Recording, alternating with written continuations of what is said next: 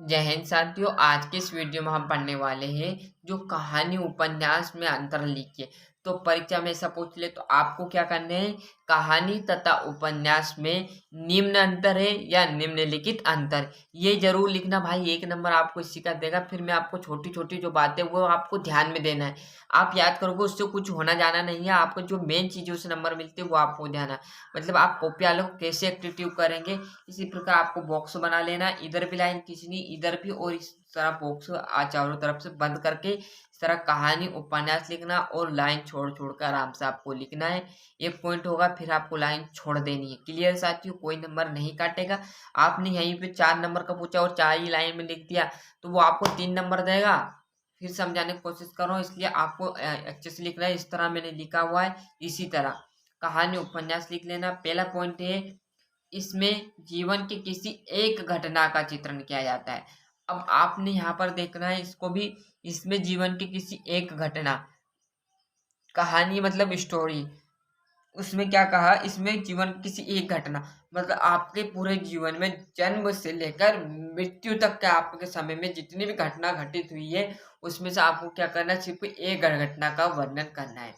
उपन्यास क्या है, इसमें संपूर्ण जीवन का चित्रण करता है। संपूर्ण जीवन के सब, जन्म से लेकर मृत्यु तक। तो ये बड़ा भी हुआ एक समय में, आप देखोगे, क्योंकि ये उपन्यास है, इसमें संपूर्ण जीवन है, उसमें किसी एक घटना का। तो ये उपन्यास बड़ा हुआ, ये छोटा हुआ, तो ये भी अंतर आ सकता है। देख लीजिए सामने आपके, यहीं से समझ जाओगे एक ऑप्शन से।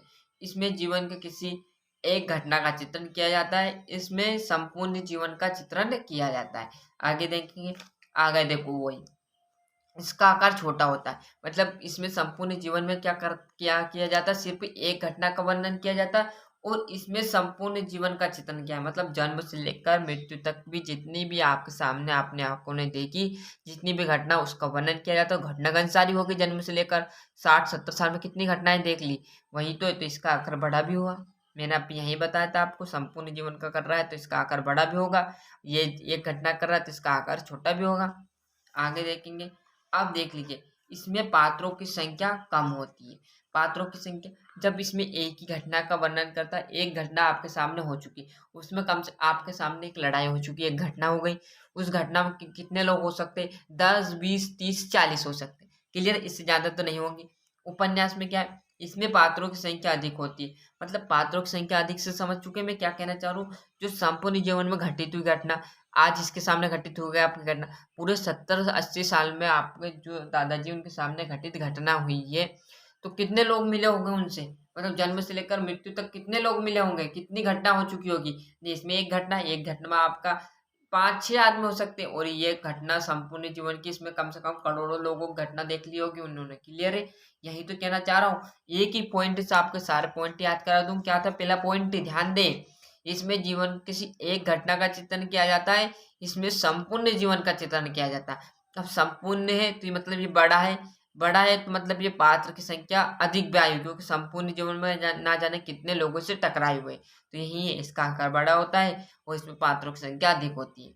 इसमें जीवन किसी एक घटना का चित्रण होता है, एक घटना का चित्रण होता है तो इसका आकार भी छोटा रहेगा, और आकार छोटा रहेगा तो पात्रों की संख्या बहुत कम से मिले होंगे, क्योंकि एक ही तो घटना है। क्लियर, 3 हो गए, तीनों यहीं पर याद हो गए। चौथा है, यहाँ कम समय में अधिक प्रभाव डालती है। मतलब यहाँ पर एक घटना आप ऐसी बता दोगे जिससे कम समय तो है बनी, पर प्रभाव अधिक डालोगी, और यह अधिक समय में कम प्रभाव डालती, मतलब बहुत सारी आपके सामने घटित घटना हो जाएगी, तो आप किस किस को देखोगे। और यदि आपके सामने पूरे जीवन में यदि एक ही घटना हुई तो आपको आश्चर्यजनक लगेगा, यार ये कैसे हो गया। नहीं तो आपके सामने यहाँ पर रोजाना घटना होती तो कोई प्रभाव नहीं पड़ेगा ना, आपके सामने अचानक एकदम से घटना हो गई, एकदम पहली घटना हो गई, तो वहीं तो यहाँ कम समय में अधिक प्रभाव डालती है। और यदि रोजाना घटना आपके सामने घटित हो रही तो आपको कोई फर्क नहीं पड़ेगा, और यदि आपके सामने पहली बार एकदम से घटना घटित हो गई तो आपको आश्चर्यजनक लगेगा। यही तो, यहाँ कम समय में अधिक प्रभाव डालती है और यहाँ अधिक समय में कम प्रभाव डालती है। क्लियर है साथियों, ये आपकी 4 हो गई। पांचवी की ओर अपन चलते हैं। यह आपकी जो पांचवी है, कहानी क्या है, एक गमला या गुलदस्ता उपन्यास एक उद्गम है। क्या है? कहानी एक गमला गुलदस्ता, मतलब कहानी छोटी है तो एक गमले की तरह हो सकती है, एक गुलदस्ता मतलब इतना बड़ा हो सकता है। उपन्यास में कहा था मैंने संपूर्ण जीवन का है तो बड़ा भी रहेगा, एक उद्यान, उद्यान मतलब एक बगीचे की तरह, ये कहना चाह रहा साथियों। क्योंकि इसमें पात्रों की संख्या भी अधिक रहेगा, यह सबसे बड़ा भी संपूर्ण जीवन का चित्रण भी किया जाता है। तो ये वो एक उद्यान की तरह, एक उद्यान मतलब एक बगीचे की तरह, पेड़ पौधे के बगीचे की तरह रहता है। और ये सिर्फ कहानी है गमला, मतलब एक एक घड़े के समान गमला या एक पेड़ के समान रहती है। क्लियर है? कहानी एक गमला है, गुलदस्ता है, उपन्यास एक उद्गम है। क्लियर साथियों? 5 हो गए, छठा आपको लिख लेना है। कहानी लगभग आधे घंटे में पढ़ लेते हैं और उपन्यास क्या करते हैं, दीर्घ काल में पढ़ा जाता है। मैंने पहले ही आपको बता दिया था, वहीं से आप कब समझ जाओगे, एक ही पॉइंट से आप 6 पॉइंट कवर कर लोगे।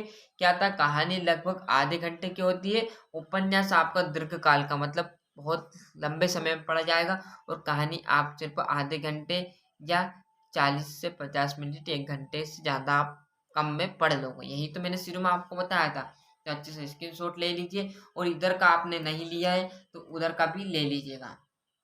तो साथियों यहाँ से अच्छे से स्क्रीनशॉट ले लीजिए। इसमें जीवन की किसी एक घटना का चित्रण होता है, इसमें संपूर्ण जीवन का चित्रण होता है, इसका आकार छोटा होता है, इसका आकार बड़ा होता है, इसमें पात्रों की संख्या कम होती है, इसमें पात्रों की संख्या अधिक होती है, यहाँ कम समय में अधिक प्रभाव डालती है और यहाँ अधिक समय में कम प्रभाव डालती है। तो ये अच्छे से स्क्रीनशॉट ले लीजिए, ये देख लीजिए। क्लियर है? अब जो बचे हुए बाकी के उधर, उनका भी अच्छे से साथियों स्क्रीनशॉट लेते चलिएगा। क्लियर? यहाँ से अच्छे से इनका स्क्रीनशॉट ले लीजिए। मिलते हैं इसके अगले वीडियो में, जब तक के लिए आपको अच्छे से मेहनत करनी है।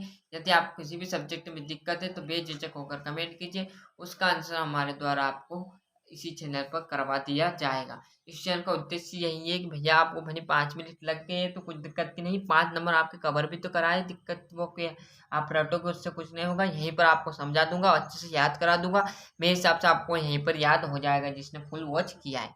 और अपने जो नोट्स है उसमें आप अच्छे से प्रिंटेड जो नोट्स है उनमें अच्छे से लिख लीजिए।